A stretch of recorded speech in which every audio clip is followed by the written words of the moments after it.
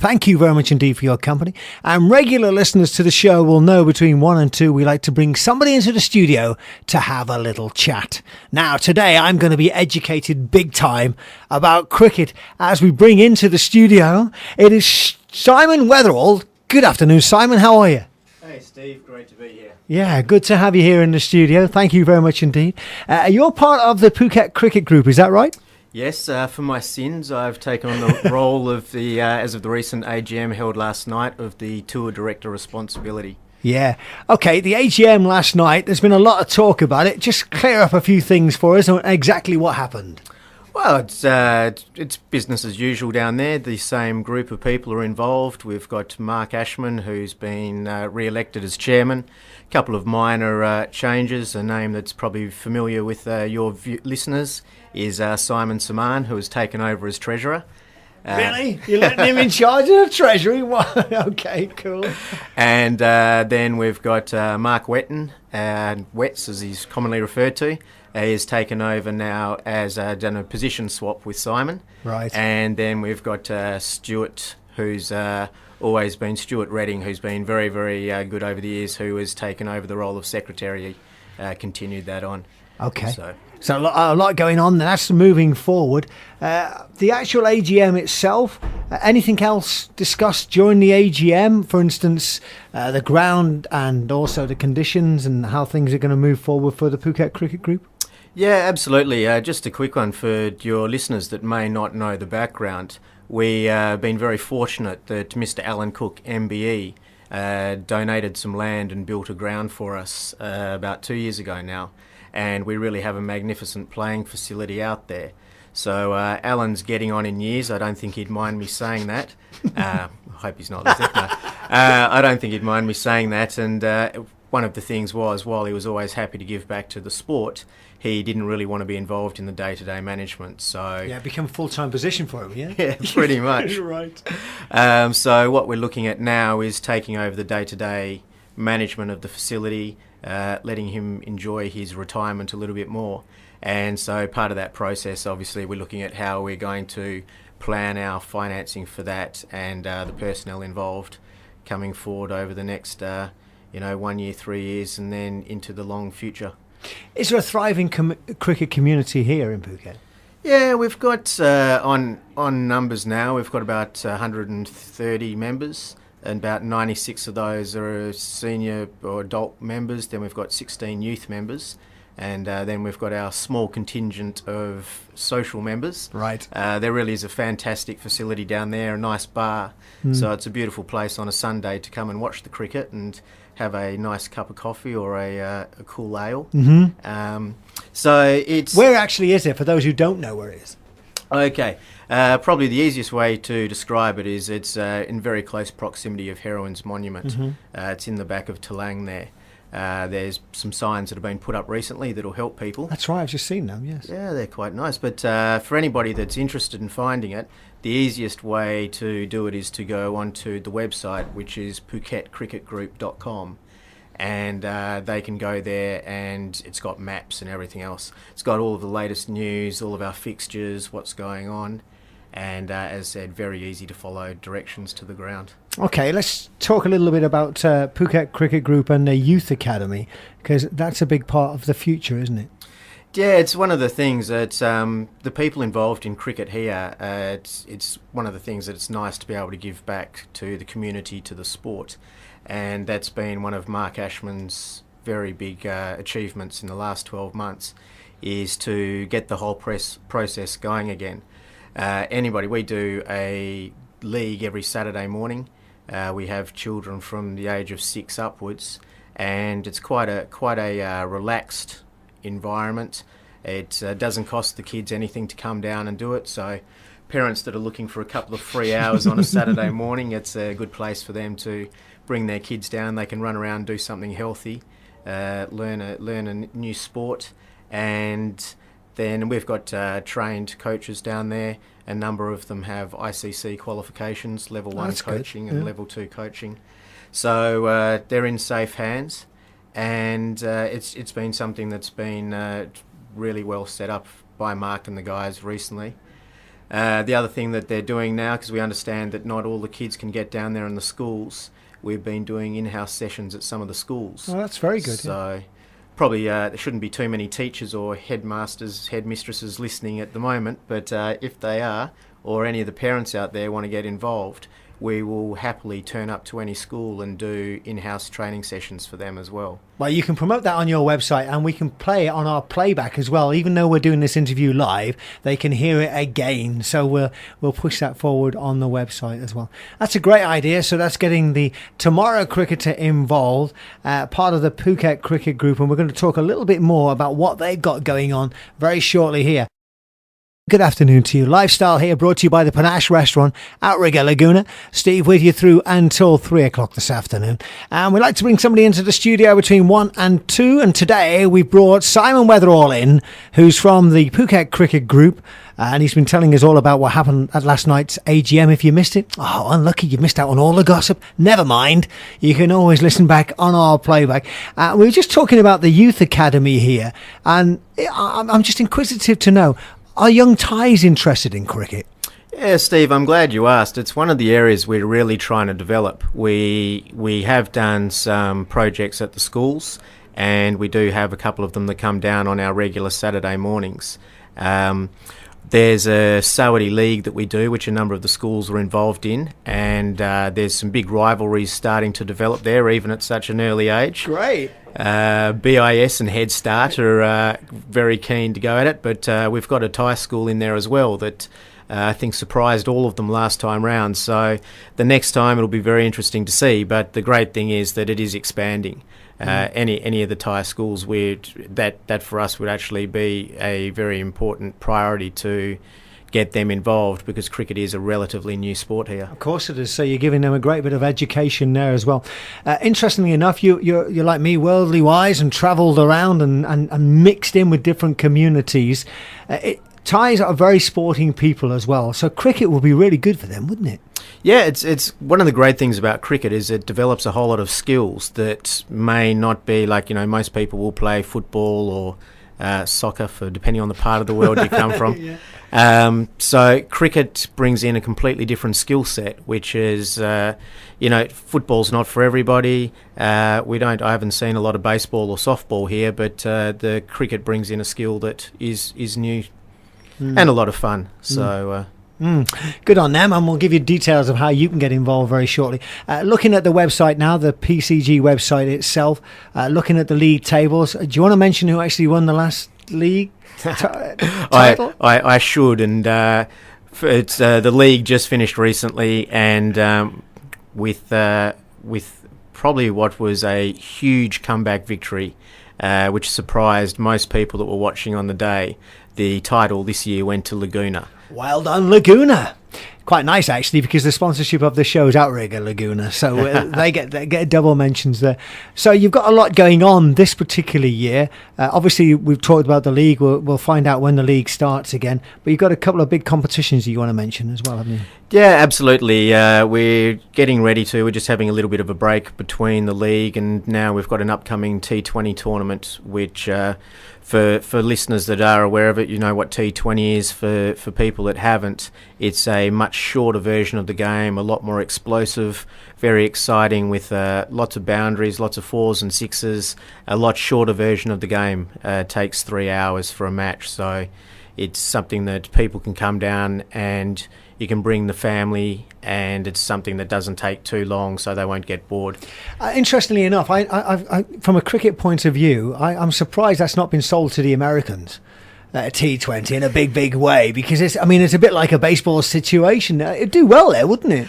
I probably get a bit off topic, but there's a certain infamous businessman that did set it up in the US, and he's now serving a prison sentence for a Ponzi scheme. Okay. But he did set up a 2020. His vision was to put it through the cable TV. Oh, right. And probably a little lesser known fact is the New Zealand Cricket Association put in millions of dollars a number of years ago to promote the sport up there as well. So there is, surprisingly, I've played a number of tournaments in the US. So there is cricket alive and well there. Fantastic. Oh, I just went off there because I just thought it's the kind of thing that they would go for, because I love T20 as well. So that's the T20, and later on in the year, Sixers tournament as well, haven't you? Yeah, it's for the first time we're actually going to be running our own Sixers tournament. We talk about the explosiveness of 2020. Well, Sixers is just madness. 5 overs each side. Each player except the wicketkeeper has to six-a-side. Each player except the wicketkeeper has to bowl. And you see off 5 overs some very, very high scores. Very exciting. We had one, the Asian Cricket Sixers Tour held one at the Alan Cook Ground in April this year. And to put it into perspective, about 60 balls were lost into the lakes or the surrounding suburbs. So very, very explosive. Very expensive. Lots of heavy hitting, and just a great spectator sport. Okay, well, we're going to tell you how you can get involved with PCG very shortly here. Simon Weatherall from the Phuket Cricket Group here in the studio today. He knows what I'm going to ask him very, very shortly. But let's carry on with about the group itself. If you've just got off the plane now in a cab on your way into Phuket town, thinking what a beautiful place this is, the sun's shining, I'd love to get involved with the local cricket group. How do they do it then? Yeah, it's, as we were talking about off air, I've only been here since October, and just by accident I was reading my favourite daily newspaper, the Phuket News, and there was an article of a touring cricket team that was here. Mm-hmm. And better do a big shout out to Scarfy, the Mark Wetton, who organised all the tours. There was an article in the paper and a follow-up of the match report, and at the bottom it talked about the open day, and I saw that, and that's how I got involved. But now you see the papers have got it in, the local daily papers here, it's weekly papers generally have it in, and then there's also the website reporting. We have our own website, the PhuketCricketGroup.com. And then there's the Alan Cook has one for the AlanCookGround.com. And so they're the main ones. If anybody wants any information, probably the best way to do it is email chairman@PhuketCricketGroup.com. Easy to remember. Yeah, good stuff.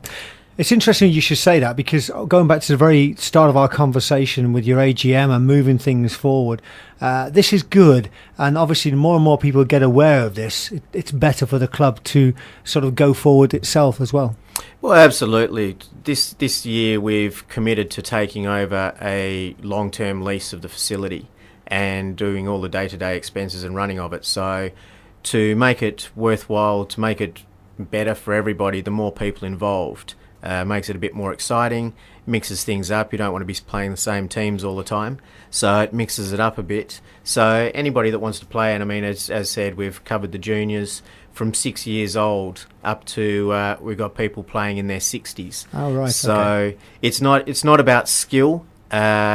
Just look at some of the teams, it's more about having fun. The social side of it as well. Yes. And there is a fantastic social side of it. It's about enjoyment. It's a great way to, especially if you're new to the islands, or you've been working too hard, or whatever the case is. Simon, are you listening? I've been working too hard. Okay. All right, we're going to sign you up later, Steve. Right. So novices like me can join. Oh, it's we've got people that have never played cricket before. That'll be novices like me then. Absolutely. Because back in the UK when we had to do cricket, what the UK's like. It gets 2 weeks of summer, right? And it's usually raining in those 2 weeks of summer anyway, and it's not very warm. And if you're out there and you're not very good as a bowler or a batsman, you're out there stuck in the field, it gets cold, so you get put off it. Here it's a different ball game, literally. Yeah, absolutely. It's really nice. I mean, for example, last night we were down at training, and we've got 2 coaches that'll sit down and help anybody. So if people are completely new to it, then there's the infrastructure there for training.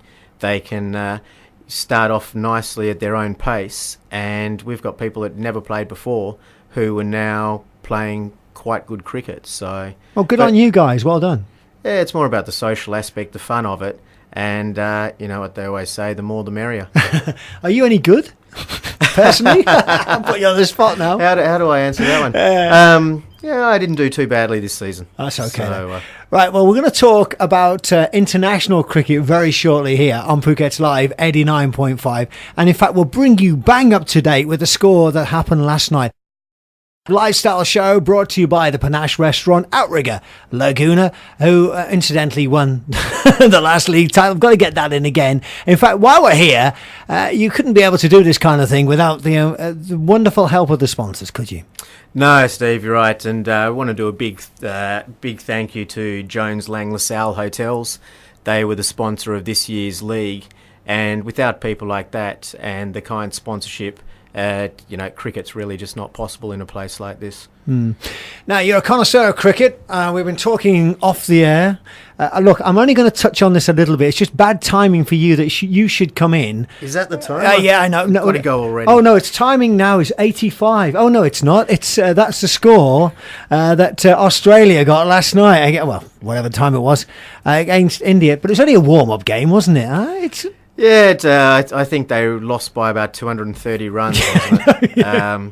Sounds though it was a bit of a one-sided affair, but yeah, we've got the Champions League coming up, and that's obviously for the people that like the 50-over version of the game. That's all warming up at the moment and kicks off next week, I think, in earnest. Can I get a prediction on the Ashes then? Because I think people are beginning to stare at now. You see, Shane Warne's great at this because now he's not involved. He can stare a few things. He's saying the balance is not right at the moment. I see in the report that we did earlier on Sport. It's always great, the Ashes, isn't it? Even as a kid, I remember growing up and watching the Ashes and thinking, wow, great. Well, I can throw this one in. I mean, it had been one-sided for a long time, but in 2005, I was very lucky. I had the pleasure of being in South Africa, and their sporting coverage is brilliant. And I watched almost every ball of the series there, which was won by England. And I would have to say to this date, it was it's been the best series I've ever watched. Yeah. But yeah, it's coming alive. It's kind of gone backwards and forwards. England has the upper hand at the moment. Fortuitously, I only saw one test match live in the last series, and that was at the Wacker, so that was all right. But Warnie's got a really good point, and he's not the only senior Australian cricket official that's outside of Cricket Australia that's actually saying that. Very diplomatically so. But what about cricket in general itself? I mean, when you're growing up, as I say, I remember growing up and Botham's a hero, and then you've got the boycotts, etc., who are still sort of lyrically waxing one way or another. What's the difference these days, do you think? Well, we kind of touched on this just having a private chat. What's happened today? You need personalities. You need large personalities, and cricket still has them. You've had the Brian Laras who've been involved in obviously on the field great run scoring. Then off the field, there's been question about their personality. Or Chris Gale is another one. West Indies when I grew up was the all-conquering team, of course, and they just had fantastic personalities. Clive Lloyd, Viv Richards. Brilliant. Big Bird, Joel Garner, they're all personalities. These days, I think part of it is that with the advent of social media, with the advent of internet and everything else, anybody that's a big personality now, like Ian Botham used to be, such a talented cricketer, but he could get away with off-field antics as well, couldn't he? He had a lot. Now you look at somebody like Shane Warne, and he's probably got away with more and kept being able to be involved because he was such a great player. These days, they just view the players very differently. If they're doing something off the field, then sponsors don't like it. Of course, the management boards don't like it, and it's in some ways because it's so open. Everything that they do becomes under public scrutiny. Interestingly enough, a couple of good stories. Ricky Ponting doing very well on his debut for Surrey, and then you mentioned Mr. Gale there, exceptionally performing. This is the kind of stuff that needs to be reported all the time for cricket, doesn't it? Yeah, there's some great stuff going on. You look at some of the players. It's unfortunately some of them are coming to the end of their careers. Sachin Tendulkar and. There are some really, really talented. Can I just stop you? Tendulkar was an amazing personality off the air and always well behaved as well, and on it as well. So a true highlight your example. What you're just saying. A true ambassador to the sport. There's a lot of exciting stuff going on. And things are changing. Cricket is well over 100 years old. It has such a steep, huge traditions and everything else. It's known as a gentleman's sport, but records are still tumbling these days that never happened before. And it's not necessarily just because more cricket's being played, but Chris Gale's just got the fastest 100 off 30 deliveries. I mean, that is, for anybody that's played the sport, that is a phenomenal achievement. Then you've had, he also recently was the first player to ever hit a 6 off the first ball of a test match. So there are things happening all the time. There's a lot of interest. There are new countries coming through. Afghanistan is one of the, I guess, golden children of what's happened in the modern era of cricket. I remember I was at a Division 5 final not too long ago, actually, in the Channel Islands, and they played really well to come through in a game there. They're in a good area as well when you think about it. I mean, for cricket, from a hotbed point of view, aren't they, as well? Yeah, I don't know where you train, though. Probably, I mean, the good thing is that it's an up-and-coming country, and that's going to develop quite well. One other question I've got to ask you, then, it must be a lot of fun and banter with the different nationalities a part of the Phuket Cricket Group, huh? Yeah, I'd love to actually do a count of how many we've got. I mean, we're in Thailand. We do have Thais in the team, but there's a nice mix of them. Might have noticed a bit of banter between Steve and I going on here. We do have a lot of Australians in the club. We have a lot of Kiwis, South Africans, a lot of Indians, Pakistanis, people from Kashmir. Brilliant. There is. I'm trying to think if we've got. I think we've got Scottish. You would not think of them as normally in the top 10 cricketing country. But so we've got a really broad mix, and as I say, that does bring some fun and banter with it. Well, it's been great speaking to you, Simon. We could carry on talking. We will in the future. Congratulations on your AGM last night and for what's happening with the Phuket Cricket Group during the next few months. As you said there, go to their website, PhuketCricketGroup.com. Find out more information there. And novices like myself can join at any time, at any stage, and we'll get some professional help. Trust me, I'll need some professional help. Thank you, Simon. Good luck for the Ashes. Cheers, Steve. I think it's going to be a lot of fun.